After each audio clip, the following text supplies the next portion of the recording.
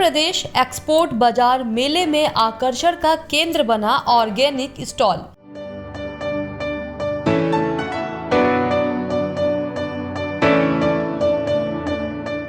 औद्योगिक नगरी गाजियाबाद जनपद के राजनगर एक्सटेंशन स्थित रिवर हाइट्स परिसर में इस समय Uttar Pradesh export promotion counselling का बाजार मेला चल रहा है। ये मेला उत्तर प्रदेश सरकार का पायलट प्रोजेक्ट है, जिसमें देश के अंदर ही तैयार उत्पादों को बेचा जा रहा है ताकि देश के मझले और छोटे उद्यमियों को आगे बढ़ने का मौका मिले। इस मेले में अपोहन इंडिया समूह ने अपने ऑर्गेनिक उत्पादों का स्टॉल भी लगाया हुआ है, जो आम जनता के बीच कौतूहल और आकर्षण का केंद्र बना हुआ है।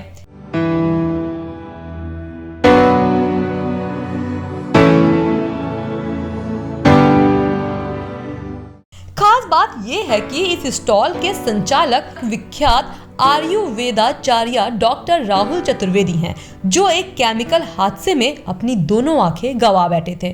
उनका कहना है कि जब केमिकल से आंखों की रोशनी जा सकती है, तो अंग्रेजी खादों से तैयार खाद्य उत्पाद मानव शरीर को कितना नुकसान पहुंचा सकता है, इसकी कल्पना करना भी बहुत मुश्किल है।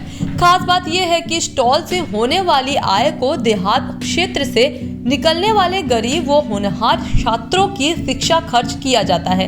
ऑर्गेनिक उत्पादों के सेवन से जीवन में होने वाले फायदों से जुड़े तमाम मुद्दे को लेकर हमारे विशेष संवाददाता वैभव शर्मा ने डॉक्टर राहुल चतुर्वेदी से उनके स्टॉल पर सिलसिलेवार बातचीत की। सर, पहले तो आप अपना परिचय बता दीजिए। मैं राहुल चतुर्वेदी। सर, आप ऑर्गेनिक चीज सेल कर रहे हैं, क्या क्या आप मैन्युफैक्चर करते हैं और किस तरीके से फिर इसे सेल किया जाता है? सबसे पहले मैं धन्यवाद देता हूं आपके चैनल को कि ऐसी चीज़ों के लिए आगे बढ़ाने के लिए जो कदम आप लोगों ने उठाया और ऐसी चीज़ के प्रचार प्रसार के लिए, तो ये भी एक देश के निर्माण का काम है जो आप करने जा रहे हैं। राष्ट्र निर्माण में जो योगदान मीडिया का है वो आप बखूबी निभा रहे हैं। इसके बाद मैं आपको बताना चाह रहा हूँ कि मेरी आंखें जब ख़राब हुई, काफ़ी बस्ट हुई, केमिकल से अंदर रोशनी गई, तो मैं भटका दर दर और मुझे लगा कि अगर ये केमिकल इतना नुकसानदायक है, अंग्रेज़ी दवाइयाँ इतनी नुकसानदायक हैं, तो अंग्रेज़ी खादों से बनी हुई चीज़ें जो हम रोज़ खा रहे हैं, मान लीजिए दवा तो हम कभी कभी यूज़ करते हैं, बट जो हम चीज़ रोज़ खा रहे हैं तो उससे बहुत नुकसान होगा। फिर मैंने अपनी वर्किंग शुरू की और वर्किंग शुरू की तो मुझे ऑर्गेनिक में बड़ा इंटरेस्ट आया। तो उत्तराखंड से, सिक्किम से, बहराइच से, जगह जगह राजस्थान वगैरह में जहाँ जहाँ ये ऑर्गेनिक खेती रजिस्टर्ड है, वहाँ से हमने थोड़ा थोड़ा सामान परचेज़ करके और इसको प्रोसेस करना शुरू किया। तो मैं बेसिकली प्रोसेस करता हूँ अच्छी चीज़ें लाके, और इसको अब संख्या धीरे धीरे, मैंने तो शुरू में सोचा था कि थोड़ी महंगी है तो लोग नहीं लेंगे, बट अपोहन इंडिया ने, अपोहन ने जब इस काम को करना शुरू किया, हमारे समूह का नाम अपोहन है एक्चुअली, तो और जो ट्रस्ट है उसका नाम है राष्ट्रीय समाज एवं धर्मार्थ सेवा संस्थान। तो हमने एक समूह का गठन किया, महिलाओं का समूह और गरीबी रेखा से नीचे वाले लोगों का। हमने कहा भाई चलो आप लोग सब लोग मिलके हम काम करते हैं। तो इसमें हम कंडीशनर, शैम्पू, गुलाब जल, दाल की प्रोसेसिंग पूरी और ऑर्गेनिक कपड़े के गमले वगैरह हम बनाते हैं, जिनकी लाइफ बहुत ज़्यादा होती है। घरों में जब लोग परेशान हो जाते हैं टूटने फूटने से, हर साल कलर करते रहते हैं और कीचड़ मिट्टी निकलता है, तो ये सब से बचाव के लिए। और फिर हम लोगों ने एक और पहलू इस बार दिवाली के लिए स्पेशली मैं चैनल के थ्रू सबको बताना चाह रहा हूँ कि दीपावली पे कि मिठाइयाँ आपके यहाँ जो आती हैं, वो मिठाइयाँ आप नहीं खाते, आप भी डिस्ट्रीब्यूट करते हैं। आप जहाँ देते हैं वो लोग भी डिस्ट्रीब्यूट करते हैं, और वो डिस्ट्रीब्यूट करते करते वो ख़राब हो जाती हैं 8-10 दिन में।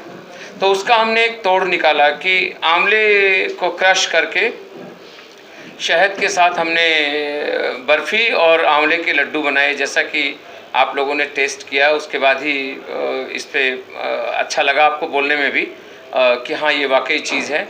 तो इसमें हमने जो काम किया, तो हमने कहा भी दिवाली में ऐसी चीज़ दी जाए जो लोग खाएं भी, इसमें शहद और आंवला के अलावा कुछ भी नहीं है, तो लोगों को विटामिन्स मिले, तो इसको लेकर के हमने एक काम किया। अच्छा, आपने कभी ये सोचा कि आपको इस तरीके का इको फ्रेंडली चीज़ें बेचनी चाहिए? 3-4 दिवाली पहले मोमबत्ती वगैरह से मुझे बहुत एलर्जी सी हुई। मुझे क्या, बहुत लोगों को एलर्जी हुई, तो उस चक्कर में फिर हमने कहा भी इको फ्रेंडली क्या होना चाहिए। खाने पीने में लोग बीमार पड़ते हैं, मेरे पास जो पेशेंट्स आते हैं मैं देखता हूँ वो बीमार पड़ते हैं, तो एक थीम पैदा हुई। तो ये थीम पैदा होते ही दिवाली का मौसम था, तो मैंने गोबर के दियों पे काम किया कि वो दिए जलते हैं, प्रदूषण मुक्त होते हैं, और जब दिया पूरा जल जाए, गोबर नहीं जलता उसमें, आप कितने भी दिनों तक जलाइए, और जब दिए को फेंकते हैं आप, तो उसमें तुलसी के बीज उगाते हैं। तो आम के आम, गुठलियों के दाम, जगह जगह तुलसी के पौधे का भी मरकरी का वातावरण में प्रसारण होता है। तो ये सब चीज़ें, बहुत सारी चीज़ें मेरी लाइफ में इकट्ठी हो गई। तो फिर उन सारी चीज़ों ने एक जंजाल पैदा किया, और उस जंजाल से एक प्रकाश निकला जो मुझे इन सब इको फ्रेंडली कामों को करने के लिए मजबूर कर गया, और मैंने ये काम शुरू किया। अच्छा, जिस तरीके से आप देख रहे हैं कि प्रदूषण का स्तर भी बढ़ता जा रहा है, चीज़ें ज़्यादातर नकली होती जा रही है, तो इको फ्रेंडली का यूज़ करना कितना जरूरी है? नहीं, इको फ्रेंडली का मतलब ही है कि आपके जीवन का दोस्त, आपके जीवन में जो इक्वल चीज़ चाहिए वो इको फ्रेंडली इसीलिए कहते हैं कि आपका जीवन मित्र है वो, खाने पीने के साथ। अब जो ये एयर क्वालिटी इंडेक्स बढ़ रहा है, रोज़ कभी घट रहा है कभी बढ़ रहा है, लॉकडाउन के दौरान तो काफ़ी 35-30 तक आ गया, तो बड़ा अच्छा हुआ। क्यों हुआ कि उन दिनों गाड़ियों का धुआं नहीं रहा, तो वातावरण हमारा इको फ्रेंडली हो गया। उसी तरह से ये जो चीज़ें हैं, इको फ्रेंडली चीज़ें वातावरण को बिल्कुल भी नुकसान नहीं करती, और सबसे बड़ी चीज़ है कि जो आपको अच्छा लगता है वही इको फ्रेंडली है। तो ये जो आपके बॉडी को सूट करते हैं, 98.4 डिग्री टेम्परेचर जो आपके बॉडी का होता है, इस पे सूट करने वाली चीज़ें जो है वो इको फ्रेंडली कहलाती हैं, इसीलिए इसको इको फ्रेंडली कहा गया है। तो ये वातावरण को बिल्कुल भी नुकसान नहीं करती, आपके सांस नली में नुकसान नहीं करती, गंदगी आपके उसमें नहीं जाती। जैसे दिया है, अब ये जलेगा तो इससे दम नहीं घुटेगा। अभी गाय के गोबर की धूप बत्तियाँ हैं, ये वातावरण में कीटाणुओं को नष्ट करती हैं। जब ये दिया नीम का जलेगा या घी का जलेगा, तो इसमें से निकलने वाला जो लौ है वो घर के नेगेटिव चीज़ें, जैसे कीटाणु होते हैं, विषाणु होते हैं। हवन सामग्री क्यों कहते हैं हवन करो, तो ये सारी इको फ्रेंडली इसलिए है कि वातावरण के साथ टेम्परेचर में मिल के वातावरण को मेंटेन करने में काम करती है, इसीलिए इसको इको फ्रेंडली कहा जाता है। अपनी तरफ से आम जन को क्या संदेश देना चाहते हैं? नहीं, मैं सिर्फ एक आम जनता को यही बोलूँगा कि जो इको फ्रेंडली चीज़ें हैं वो 20-30% इसलिए महंगी होती हैं क्योंकि वो 20-30% उनकी पैदावार कम होती है, खाद नहीं होता उनमें, केमिकल्स नहीं होते। तो मैं यही कहूँगा कि लोग ना 20-30% महंगा ना देखें। अगर आप 6 महीने 20-30% महंगा ये राशन खा लेंगे या ये चीज़ें प्रयोग कर लेंगे, तो 6 महीने बाद आपके कई लाख की चिकित्सा बच जाती है, आपको अस्पताल भर्ती होने की नौबत नहीं आती। तो इम्यून सिस्टम आपका लगभग पूरा डेवलप होता रहता है। तो इसलिए हम लोगों को एक ही बात बोलेंगे कि आप अभी थोड़ा सा अगर इसको इको फ्रेंडली अपना बनाना शुरू करें, यूज़ करना शुरू करें, तो आज से अगर हम कोशिश करेंगे तो इसका रिजल्ट आजकल की जनता को तत्काल राहत चाहिए।